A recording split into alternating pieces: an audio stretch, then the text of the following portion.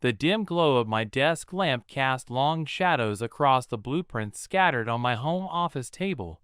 The faint scratch of my pencil against paper, the only sound breaking the late-night silence of our suburban home. The air was cool, carrying the subtle scent of wood polish from the shelves I'd built myself last weekend, a project meant to ground me amid the emotional drain of endless deadlines. As I rubbed my eyes, feeling the weight of another sleepless hour, I heard Claire's soft footsteps padding down the hallway, her phone screen illuminating her face like a secret lantern in the dark. She paused at the door, her silhouette hesitant, and for a moment, the usual warmth between us felt strained, like a thread stretched too thin. I thought our marriage was solid, built on stability and shared silences, but it turned out differently, far more fragile than I ever imagined. Hey there, my name's Daniel, and I never thought I'd be telling this story, but sometimes you need to voice the pain to make sense of it. At 48, I'm an architect, designing homes for others while trying to keep my own intact. 19 years married to Claire, with our 12-year-old son, Ethan, who's the light in our lives. I'm the dependable type, patient and introspective, valuing the quiet stability we've cultivated, even if it leaves me emotionally drained from late nights pondering designs and life alike. Conflict avoidant by nature, I pride myself on providing, on those weekend DIY fixes that make our house feel like a sanctuary. Claire's my counterpoint. 41, a driven marketing director whose charisma lights up rooms at work events, though in private she's more impulsive, always chasing the next thrill to combat her quiet fears of fading into the background. Our dynamic has settled into parallel tracks, me in my office, her juggling calls and campaigns, but with a bond one thought unbreakable, rooted in those early days of passion now softened by routine. That night, as she entered the office, the floorboards creaked under her bare feet, the room's temperature dropping slightly from the open window, letting in a breeze tinged with night-blooming jasmine from the garden. She set a mug of chamomile tea beside me, steam rising in lazy swirls, the herbal aroma soothing yet somehow distant, and leaned in for a kiss, her lips brushing my cheek with a quickness that lacked her usual linger. Her hand trembled faintly as she pulled away, fingers adjusting her robe's collar, a micro-frown creasing her brow, before smoothing out into a smile that didn't quite crinkle her eyes. "Sorry to interrupt your zone," she murmured, her voice light but with an undercurrent of distraction, glancing at her phone clutched in her other hand. I nodded, forcing a grin, my mind flickering to how her energy seemed redirected lately, more vibrant after work calls, less present in our evenings. It's just her promotion, I rationalized, the ambition fueling her. No need to overthink the subtle defensiveness when I asked about her day. We chatted briefly about Ethan's school project, silences punctuating our words, like unspoken questions, her body language closed, shoulders slightly hunched, feet shifting as if eager to retreat. As she left, her phone buzzed softly, screen lighting up with a message she quickly silenced. I felt a faint unease stir, like a blueprint with a hidden flaw waiting to collapse the structure. The opening contrasts the husband's perception of marital stability, rooted in routine and provision, with emerging cracks in trust, highlighted by Claire's distant gestures and guarded phone use. Past intimacy, evoked through sensory memories, like shared scents and touches, clashes with present emotional detachment, underscoring his growing but denied suspicion. This shift illustrates emotional transformation from complacency to unease, where expectations of unwavering loyalty meet the reality of subtle betrayals. Psychologically, Daniel's conflict avoidance fosters denial as a coping strategy, while Claire's charisma masks her fears, setting up interpersonal dynamics that erode attachment. The scene's micro-details, like trembling hands, amplify realism, foreshadowing deeper revelations and personal growth through awakened self-awareness. Weeks unfolded in a rhythm that felt increasingly off-key, our mornings starting with the sizzle of bacon in the kitchen, sunlight filtering through the blinds to warm the tiled floor, but Claire's presence, they're more performative than engaged.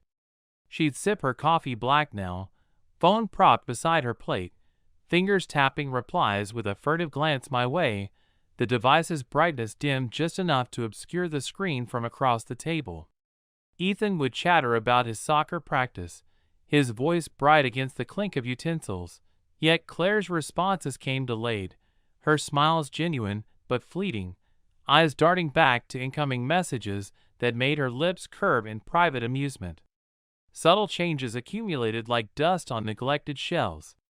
Her work hours stretched longer, strategy dinners, with clients popping up unexpectedly, her outfits sharper, new blouses with plunging necklines, heels clicking assertively on the hardwood as she left. One evening, as rain pattered against the windows, fogging the glass with a chill that seeped into the living room, she announced a sudden girls' night, her voice casual but her hands twisting her necklace chain, a tell I'd long associated with nervousness. "Just unwinding with the team," she said, but when I offered to drop her off, her refusal was quick, almost sharp, followed by a softening hug that felt obligatory. Internally, I grappled with the dissonance. Was this ambition or something else? Self-doubt whispered that my late nights in the office, blueprints blurring under tired eyes, had created distance, rationalizing her emotional highs after these outings as deserved breaks. Fear of overreacting kept me silent. I didn't want to seem possessive, especially with Ethan watching, his protective glances my way misinterpreting our quiet dinners as my work stress. Moments of normalcy pierced through. A family movie night on the couch, popcorn kernels crunching, her head on my shoulder briefly before she excused herself to check emails, the room falling silent save for the TV's hum. But unease built. Late at night, in our bedroom with its soft lamplight and the faint lavender from the diffuser, I'd hear her typing under the covers, stopping abruptly when I stirred, her body tensing beside me. Emotional distance grew palpable, conversations cut short, her defensiveness surfacing in size when I asked about her day. One afternoon, while fixing a leaky faucet in the bathroom, water dripping rhythmically into the sink, I overheard her on the phone in the next room, laughter low and intimate, words like, "Can't wait," muffled but unmistakable. She hung up quickly as I entered, face flushing, claiming it was a colleague. The red flag hit during dinner that night, Ethan's innocent remark. "Mom's been going to the gym a lot, Dad, like every evening." Hanging in the air amid the steam from pasta, her fork pausing midair, eyes narrowing slightly before she laughed it off. Something felt irrevocably off, planting a seed of doubt that no rationalization could uproot. Through Ethan's observant but misinterpreted comments, the son's protectiveness exposes familial tension, deepening the central betrayal by heightening emotional stakes without direct accusation. Claire's behaviors, defensive refusals, and private smiles reveal her internal conflict, protecting her secrets for self-justification while unintentionally misleading Daniel. His introspective rationalizations highlight denial as a pattern, where patience masks avoidance, allowing suspicion to fester. Secondary figures, like implied colleagues, add layers, suggesting hidden alliances that converge on the infidelity. This interpersonal web underscores trust's fragility, with emotional responses like guilt-driven defensiveness leading to coping via secrecy, ultimately fostering Daniel's growth toward confronting uncomfortable truths. The shift to action came gradually, like dawn creeping over the horizon, illuminating patterns I'd tried to ignore. In my home office, surrounded by the musty scent of old blueprints and the software of my computer fan, I began noting her phone habits, peaks in usage after dinner, passwords changed without mention, her screen tilting away during family time. Moral qualms twisted in my gut. Was invading her privacy a betrayal worse than her secrecy? I wrestled with it during sleepless nights, the bedroom clock ticking relentlessly, cold sheets amplifying my isolation, breaths shallow as obsessive thoughts looped. Observation sharpened. Altered schedules, more Business trips. Announced last minute, her suitcase packed with new lingerie I hadn't seen before. Red herrings eased suspicion temporarily.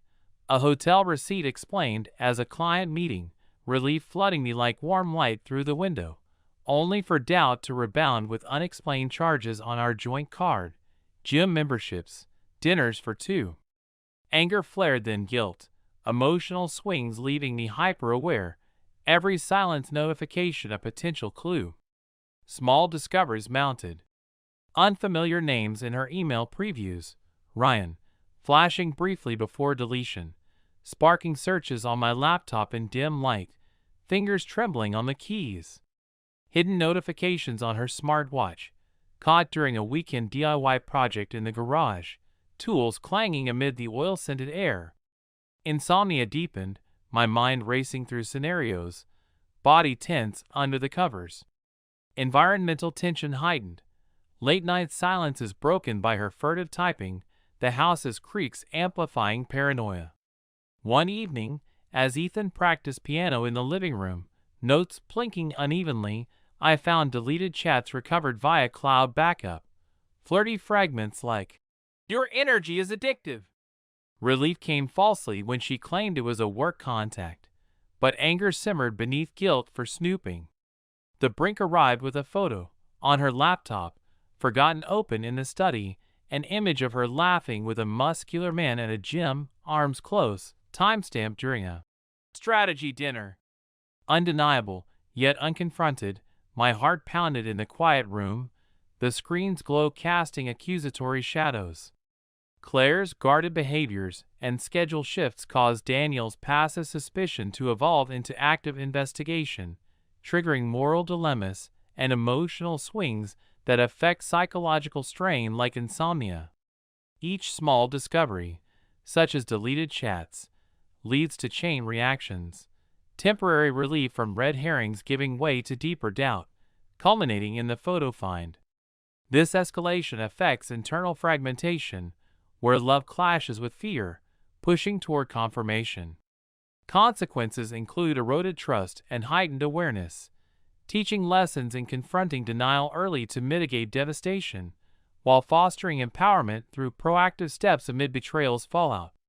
The photos seared into my mind, but the true collapse came that stormy night, rain lashing the windows like accusations. In the living room, dim lamp casting flickering shadows over family portraits, I waited, heart thudding against the hum of the refrigerator. Claire returned late, coat dripping, scent of rain mixed with unfamiliar cologne. "Rough meeting," she muttered, avoiding my eyes, body rigid as she hung her keys. "I know about Ryan," I said quietly, showing the photo on my phone, screen illuminating her paling face. Pauses stretched, broken by thunder. "What? How?" she stammered, sinking onto the couch, hands wringing. Denial first. "It's not what you think. Just a trainer." Deflection. "You've been so distant, Daniel." Tears welled, fear in her eyes as partial confession tumbled. "It started at the gym, physical, but I ended it." Gaslighting flickered. "You're overreacting to nothing." But the twist, longer than expected, emotional too, her blame shifting. "I felt invisible here." My anger restrained, shock yielding to detachment, the room's cold silence enveloping us, appliances whirring indifferently. Body tension visible, her crossed arms, my clenched jaw. Then, chain reaction. Amid sobs, she confessed the first affair voluntarily, remorse cracking her voice. But digging deeper later, financial records revealed ongoing irregularities, transfers to a startup, messages to Victor uncovered on her tablet. The second affair, emotional and strategic, reframing everything, her reconciliation, a facade. Certainty hit, trust shattered in the stillness, no explosion, just profound quiet. Daniel expected a stable marriage masking neglect, hoping Claire's changes were ambition-driven, but reality unveiled layered betrayals, first physical, then emotional, shattering illusions through confessions and discoveries. This contrast emphasizes denial's role in prolonging pain, leading to emotional awakening from humiliation to clarity. Claire's reactions, denial to blame shifting, stem from fear and self-justification, while Daniel's restraint reflects patience turning to detachment. The double twist reframes prior events, heightening consequences like irreversible trust loss, fostering lessons in perceiving hidden motives, and empowering growth beyond victimhood. The house turned into a battlefield of silences post-confrontation, mornings heavy with the scent of untouched coffee, sunlight mocking through windows. Cold interactions dominated, brief nods over Ethan's breakfast, his eyes wide with unspoken worry, misattributing tension to adult stuff. Avoidance reigned. Claire slept in the guest room, sheets crisp and impersonal. Practical consequences unfolded, separation talks at the kitchen table, amid scattered financial papers revealing her hidden investments in Victor's startup, moral conflict twisting as loyalty frayed further. Living arrangements. Her moving to a short-term rental, kids' custody discussed with a lawyer in a sterile office smelling of ink and resolve. Family reactions. My brother offering quiet support over phone calls, friends divided, some empathetic, others evasive, perhaps knowing more. Claire's behavior oscillated, regretful apologies, tears during therapy sessions we tried briefly, attempts to repair with forced date nights. But detachment grew, her fear of loss clashing with boredom. My grief evolved to clarity, nights journaling in the office, lamplight warm, transforming pain into purpose. Boundaries set, emotional separation, no more shared finances. Symbolic independence. Removing my ring, the metal cool as it slipped into a drawer. Scheduling solo consultations for divorce. Resolve solidified without rage. Filing papers. A clear decision for closure, reclaiming self-respect amid the chaos. Grief and humiliation fueled Daniel's initial avoidance, evolving into clear-headed actions, like boundary setting and divorce filing, influenced by pride in self-worth. Claire's regret drives repair attempts, but guilt yields to detachment, her actions, oscillating pleas, revealing impulsive patterns. Ethan's worry heightened stakes, prompting protective decisions. This emotional interplay leads to consequences like family strain, but fosters coping via therapy and independence, empowering Daniel's transformation from drained provider to autonomous individual, highlighting lessons in turning betrayal's pain into rebuilding strength.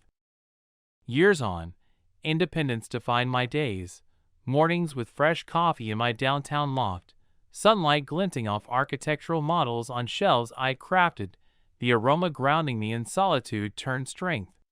New routines. Early runs along the river, water lapping rhythmically, birds calling overhead. Hobbies like woodworking classes, sawdust scenting my hands. Social life blooming with old friends and new connections over craft beers and cozy pubs. Ethan thrived in shared custody, his visits filled with soccer games under crisp autumn skies, leaves crunching underfoot, his protective nature easing into open talks about emotions.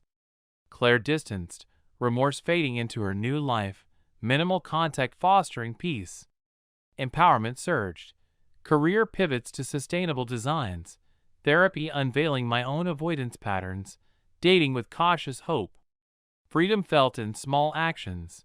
Solo walks at dusk, streetlights humming, a sense of ownership over my narrative. Would you forgive a betrayal that reshaped everything you knew? In my growth, I've learned resilience, but the question lingers, inviting reflection on trust's delicate balance. The narrative arc traces Daniel's evolution from emotional drain in a neglectful marriage to empowered autonomy, with Claire's dual affairs as catalysts.